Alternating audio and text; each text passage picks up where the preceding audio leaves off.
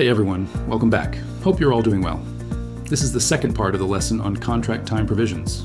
In this video, we will discuss essential scheduling requirements and how delays are managed and resolved under typical contract terms. First, let's talk about the progress schedule provision. This provision mandates that the contractor must submit a progress schedule. Essentially, it's a plan showing how the work will move forward. Here's an example to make this clear. The contractor shall submit a progress schedule on an approved form within 15 days after the execution of the contract, showing how the work is to be prosecuted.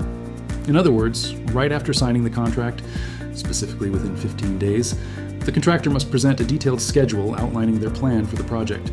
Now, what happens if something changes? If there are material changes, meaning significant changes, either in the plan or in the amount of work, or if the contractor fails to follow the approved schedule, the owner's representative can demand a revised schedule. In that case, the contractor has a specific amount of time, like 10 days from the date of the request, to submit a new, updated progress schedule. The client may also specify that no payment will be made to the contractor while they are delinquent, meaning overdue, in submitting either the original or the revised progress schedule. This provision is important because it helps the owner monitor the project closely. Moving on, let's talk about the early time schedule provision. This part of the contract is about ensuring that the contractor builds their schedule around the earliest possible start and finish dates for each activity. It's about planning the work to start as soon as it realistically can and to finish as soon as possible. Here's the kind of language you'll often see in the contract. In determining the progress schedule for the project, the contractor shall ensure that the start and end dates for each controlling item are based on the earliest possible date for commencing work on that item and the anticipated duration for its completion. What this means is, when the contractor puts the schedule together, they're expected to push for early starts and avoid delaying the start of activities unnecessarily. This approach helps preserve float time and minimizes the risk of project delays. Sometimes, the contract may clearly emphasize the use of lead time. For example, the earliest start date for each activity shall be determined by the completion of preceding activities, and the schedule shall account for the fact that certain activities may commence before the preceding activity is entirely completed, where applicable. So, where it makes sense, activities should overlap to save time. Another important provision is working time. This provision is really about setting clear expectations regarding the hours and days during which work is allowed to take place. The main idea here is to avoid any misunderstandings about when the contractor can work and when they cannot.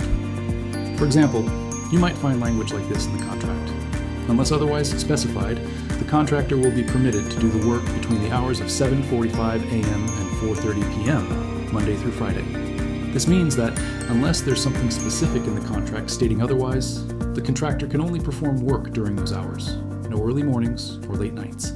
This creates a clear structure and helps keep the schedule manageable for everyone involved. It also addresses the issue of holidays, ensuring they are accounted for. Federal holidays, such as New Year's Day, Memorial Day, and Christmas Day, are explicitly excluded from being considered work days. This is crucial because it helps both the owner and the contractor plan around holidays, knowing they won't be expected to work on those days. The reason this provision is so important is that it helps define the framework of when work can happen. If this provision were not in place, there could be problems. For instance, if the contractor isn't restricted to specific working hours, they might choose to work at times that could cause disturbances, like early mornings or late evenings. This could lead to noise complaints or violate local regulations, especially if the project is in a busy or residential area. Similarly, if holidays aren't clearly defined as non-working days, both sides might misinterpret the schedule, leading to confusion and potential disagreements over what constitutes a delay or missed deadline. So, in short, the working time provision creates a straightforward, mutually understood framework for when work can happen. It helps keep things organized and fair for both parties, and it minimizes the risk of disputes. Next, we're getting into a provision about the discontinuation of work. This provision deals with what happens if the contractor has to stop work for some reason, whether that's due to weather, supply issues, labor shortages, or any other cause. It ensures that if the work is discontinued, even temporarily, the contractor has a clear obligation to communicate with the owner. Typically, the contract will include language like this: should the prosecution of the work for any reason be discontinued, the contractor shall notify the owner's representative at least 24 hours in advance of resuming operations. What this means is, if the work stops, and it doesn't really matter why, the contractor can't just quietly start up again whenever they feel ready. They have to inform the owner's representative at least one day before they plan to resume. If we didn't have this provision in place, several problems could come up. Imagine a contractor shutting down the site for a few days because of a delay in materials, and then suddenly restarting work without any notice. That could lead to serious safety risks if the site wasn't properly resecured, or it could cause coordination issues with other contractors, vendors, or project inspectors. It might even result in quality control issues if work is resumed under conditions that haven't been properly reviewed. At the end of the day, construction projects involve a lot of moving parts, and unexpected stops and starts are bound to happen. That's why it's so important to keep everyone informed. Good communication helps protect safety, ensures proper coordination, and can help avoid unnecessary disputes about delays or site conditions. There are also provisions related to working time changes, such as overtime. This provision requires that the contractor obtain approval before performing any overtime work. Here's an example of the typical contract language you might see. Prior to the contractor performing any work during hours other than those specified, the contractor shall submit an overtime request to the owner's representative for review and approval. Overtime requests shall be submitted no less than 24 hours prior to the time the contractor desires to work. The bottom line is, the contractor cannot simply work overtime at their own discretion. They must plan ahead and get formal approval at least 24 hours in advance. Now let's take a look at another type of provision that's extremely important for analyzing schedule delays. It's called the ownership of float, or sometimes you'll hear it called slack, in the construction schedule. This provision is important because it allocates float between the owner and the contractor, specifically for the purpose of determining delay responsibility. Here's how float is often defined in contracts. Float or slack is defined as the amount of time between the early start date and the late start date, or the early finish date and the late finish date of any of the activities in the schedule. In most cases, float is not exclusively owned by either party. To define the ownership of float, the contract usually includes language like, float is not time for the exclusive use or benefit of either the owner or the contractor. In simple terms, neither side can just claim the float as their own personal buffer. It's really a shared cushion meant to benefit the project as a whole, not just one party. Now, when delays happen, the first thing that gets used up is the float, not an automatic extension of the project's deadline. Most contracts make this very clear. Extensions of time, for reasons like changes, differing site conditions, suspension of work, or similar events, will only be granted if the delay exceeds the available float. So if a delay happens, but there's still float left in the schedule, the contractor is generally expected to absorb that delay within the float. Only once the float is fully used up would the contractor become eligible for a time extension. When float is completely used up and the project still experiences delays, it becomes necessary to analyze the causes of those delays in order to determine who is responsible. And for that, we need to classify each delay, specifically whether it is considered an unavoidable delay or an avoidable delay. Let's start with unavoidable delays. Unavoidable delays are events or circumstances that are beyond the contractor's reasonable control. In these cases, the contractor may be entitled to an extension of time, additional compensation, or sometimes both. Here's an example of how a contract might define an unavoidable delay. The term unavoidable delay in this contract refers to any event or circumstance beyond the contractor's reasonable control that demonstrably impacts the project schedule, including the date of substantial completion. Typical examples of unavoidable delays might include natural disasters, widespread labor strikes, government actions, or unforeseen site conditions, things the contractor could not have anticipated or prevented, even with due diligence. All delays that are not unavoidable are considered avoidable and fall within the contractor's control.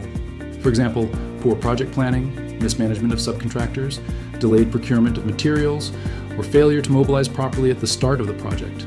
All of these are avoidable delays. Unlike unavoidable delays, avoidable delays generally do not entitle the contractor to a time extension or additional compensation. In fact, they often expose the contractor to liquidated damages or other penalties. Understanding this distinction between unavoidable and avoidable delays is critical, not only for assessing entitlement to time extensions, but also for enforcing contract remedies like liquidated damages. It's a key part of protecting both sides' interests when a project doesn't go exactly as planned. And in construction, that's often the case. Now, it's important to remember that even when delays are truly beyond the contractor's control, the contractor is still expected to do everything reasonably possible to mitigate the impact of that delay. In other words, just because an event qualifies as an unavoidable delay, it doesn't give the contractor a free pass to sit back and do nothing. The contractor must actively work to lessen the disruption to the project schedule. Most contracts specifically include provisions to encourage proactive mitigation efforts by the contractor. Here's an example of the type of language you might see. The contractor shall use its best efforts to mitigate any unavoidable delay. Any specific methods of mitigation and the associated costs, including any reasonable out-of-pocket costs incurred by the contractor in mitigating such delay, shall be subject to the prior written approval of the owner. It is understood that the owner is likely to approve such costs, as they are expected to be less than the costs resulting from an extended delay. What this means is, the contractor must propose reasonable ways to minimize the delay, whether that's by accelerating other activities, reallocating resources, or finding alternative suppliers. Before spending money on mitigation efforts, the contractor usually needs to obtain prior written approval from the owner.